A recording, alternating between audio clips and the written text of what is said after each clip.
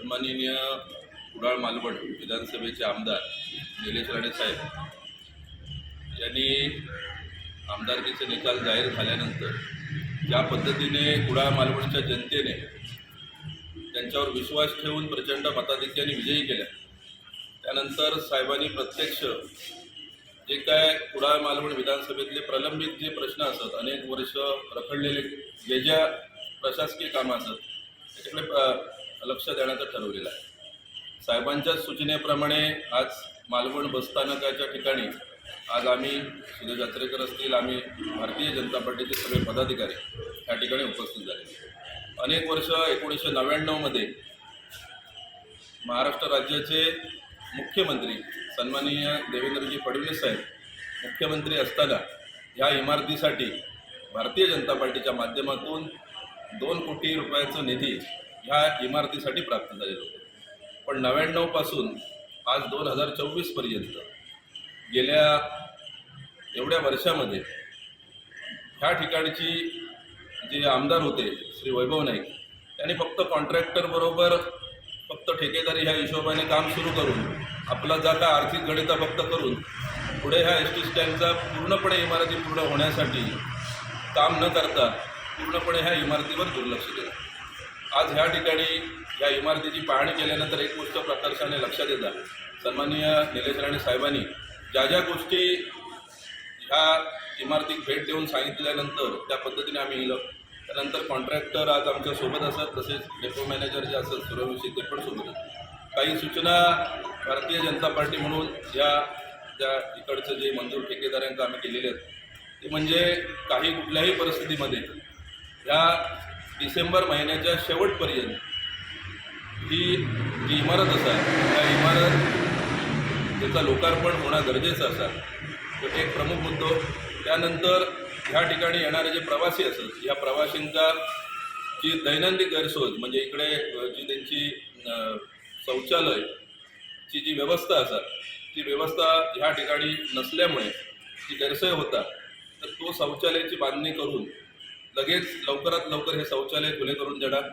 तसेच ही बाजूक जी जुनी इमारत असा या इमारतीमध्ये काही भाग जीर्ण झाल्यामुळे या ठिकाणी प्रवासी आपलं जीव मुठीत धरून ह्या ठिकाणी प्रवासादरम्यान ह्या शेडमध्ये उभे असतात, तर तो जो भाग असा तो त्या ठिकाणी कायम ढासळत असता, तर ती इमारत पुढच्या महिन्याभरामध्ये डिमॉलिश करून तो भाग प्लेन करणं हे विषय दिलेले असत. त्यानंतर सगळ्यात महत्त्वाची गोष्ट डेपो मॅनेजरांना एक सूचना केलेली आहे की नगरपालिकेला आजच पत्र देऊन लेडीज लोकांची जी गैरसोय होता त्याच्यासाठी मोबाईल टॉयलेटची मागणी करून ज्या ठिकाणी एस टीचा प्रवास होता त्या ठिकाणी लवकर जवळच्या जागेमध्ये हे मोबाईल टॉयलेट जर उभे केले तर त्याच्या माध्यमातून जो महिला वर्गांचा जो वॉशरूमसाठी त्रास होता तो एक त्रास मिटून जाईल आणि खऱ्या अर्थाने भारतीय जनता पार्टी आणि महायुतीचे कार्यकर्ते सन्माननीय निलेश राणे साहेबांच्या माध्यमातून ह्या ठिकाणी प्रत्यक्ष कामाक सुरुवात झाली तो एक आभास देखील आणि वस्तुस्थिती जनतेच्या नजरेत येईल. सगळ्यात महत्त्वाची गोष्ट ह्या ठिकाणी ज्यावेळी आम्ही भेट दिली तेव्हा एक गोष्ट लक्षात दिली की 3rd फ्लोअरला 2019मध्ये या बांधकामामध्ये मल्टिप्लेक्ससाठी पण निधी उपलब्ध असा खोटा आश्वासन दिला गेलेला आज कागदोपत्री लक्षात दिला. 3rd फ्लोअरला 2nd फ्लोअरला नुसतं मल्टिप्लेक्सचे त्या ठिकाणी फक्त स्लॅब असा टेरेस उभ्या असा, पण प्रशासनात त्याच्यासाठी कुठलाही निधी प्राप्त झालेला नाही. त्यामुळे गेले 99 पासून आमदार ह्या सगळ्या विषयामध्ये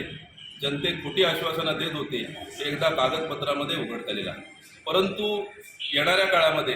जनतेच्या मागणीचा विचार करून त्या ठिकाणी आवश्यक असल्यास मल्टिप्लेक्स किंवा आवश्यक असलेला तो बदल तो भारतीय जनता पार्टी महायुतीच्या माध्यमातून येणाऱ्या काळात होईल असा आम्ही अभिवचन आपण आपल्या माध्यमातून जनतेकडे देतो. एकंदर ह्या काही पुढच्या दिवसामध्ये चालू आठवड्यामध्ये स्वतः निलेश राणे साहेब आणि सन्माननीय नारायण राणे साहेब हे ह्या भागाच्या सगळ्या अखर्चित आणि अपूर्ण राहिलेल्या प्रकल्पांबद्दल जी काय माहिती घेतली त्याच्यासाठी आजचं हे आमचा भारतीय जनता पार्टीच्या माध्यमातून ह्या इमारतीमध्ये आज आम्ही भेट दिली. या सगळ्या ह्या घडलेल्या घटनेचा रिपोर्टिंग सन्माननीय निलेश राणे साहेबांचा आज भारतीय जनता पार्टी शहर अध्यक्ष म्हणून आमच्या वतीने केला जाईल. पण निश्चितच एक गोष्ट खरी आहे की 99 पासून 2024पर्यंत ह्या इमारतीचा बांधकाम अगदी 2-2.5 वर्षात पूर्ण होणं गरजेचा होता. राजकीय अनास्था आणि प्रशासकीय अनास्थेमध्ये हे काम अडकला ही वस्तुस्थिती आहे. पण निश्चितच येणाऱ्या महिन्याभरामध्ये कुठल्याही परिस्थितीमध्ये ही इमारत लोकार्पणासाठी